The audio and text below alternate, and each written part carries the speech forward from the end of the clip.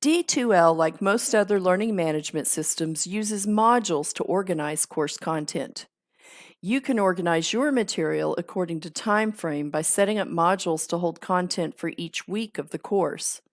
Or you can also use modules to chunk the content by topic or even components such as assignments, exams, and projects. In this tutorial, we will create a module to house the content for week 1 of our course. To add a module, you first navigate to the content area of the course.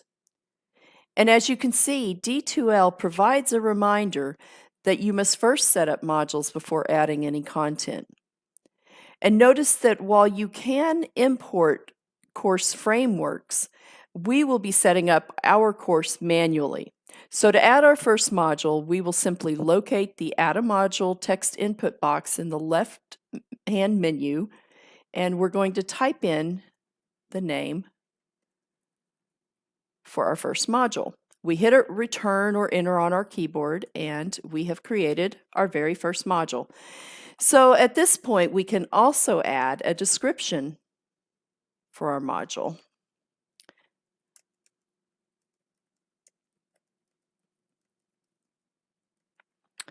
And click Update to save our description. Notice too that by default, D2L sets all modules to be visible. If you have reason that you want to initially keep this content hidden until you're ready to reveal it to the students, you can select this icon and toggle the setting to be hidden.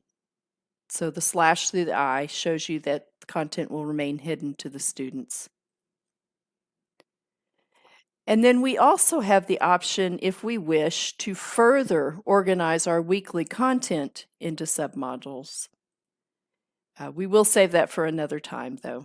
So there you have it. Now you know how to set up your first module in D2L.